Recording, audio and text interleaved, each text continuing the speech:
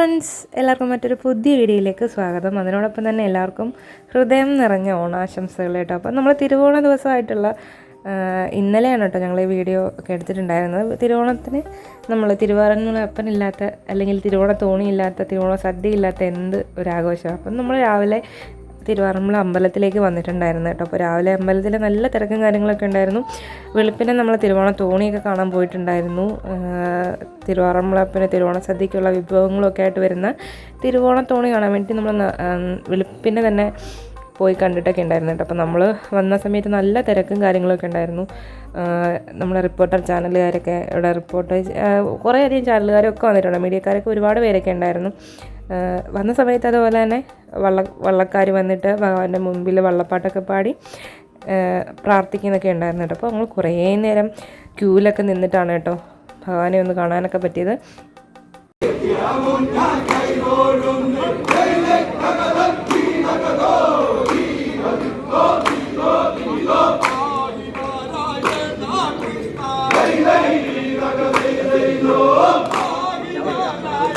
തിരുവോണ ദിവസത്തെ വിഭവങ്ങളൊക്കെ ഉണ്ടാക്കാൻ വേണ്ടിയിട്ട്, അതായത് തിരുവാറന്മുളയപ്പനെ നേദിക്കാനുള്ള സദ്യ വിഭവങ്ങളൊക്കെ ഉണ്ടാക്കാൻ വേണ്ടിയിട്ട് തൃക്കാട്ടൂർ വിഷ്ണു ക്ഷേത്രത്തിൽ നിന്നാണ് കേട്ടോ തിരുവോണത്തോണി പുറപ്പെടാറ്.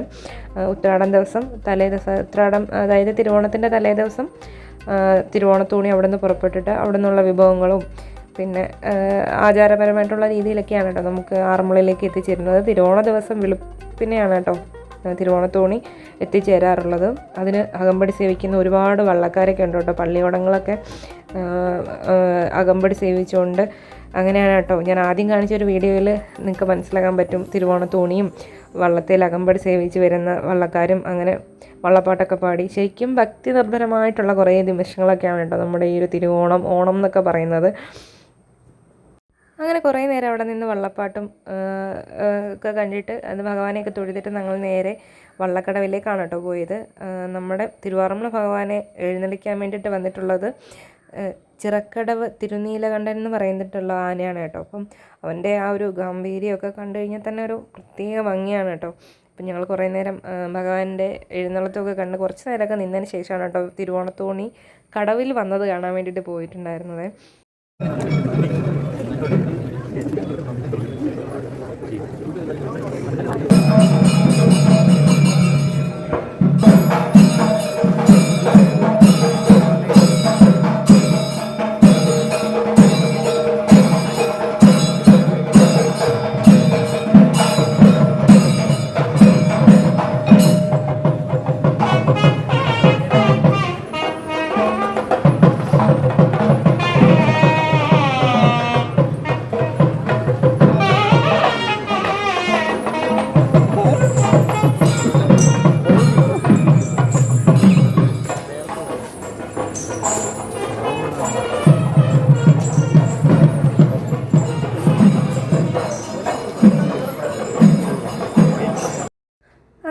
നേരെ വള്ളക്കടവിലേക്ക് പോയി. വള്ളക്കടവിലേക്ക് ചെന്നപ്പോഴത്തേക്കും തിരുവോണത്തോണിയൊക്കെ ഉണ്ട്, കുറേ ആൾക്കാരൊക്കെ ഉണ്ട്.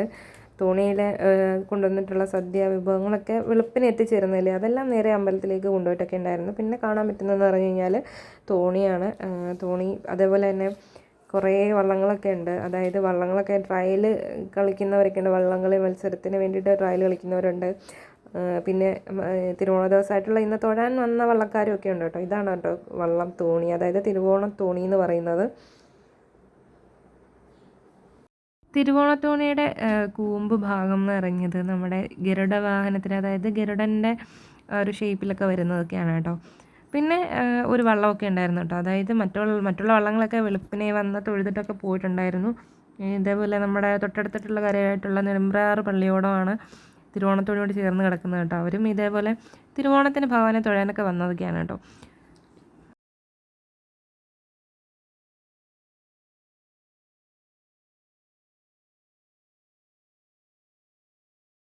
അപ്പോൾ ഇതൊക്കെയാണ് കേട്ടോ ഞങ്ങളുടെ നാട്ടിലെ വിശേഷങ്ങൾ. തിരുവാറന്മുളയപ്പനും തിരുവോണത്തോണിയും തിരുവോണ ദിവസത്തെ വിശേഷങ്ങളൊക്കെ ഇതൊക്കെയാണ് കേട്ടോ. അപ്പം ഈ വീഡിയോ നിങ്ങൾക്ക് ഇഷ്ടമായിട്ടുണ്ടെങ്കിൽ തീർച്ചയായിട്ടും ലൈക്ക് ചെയ്യുക.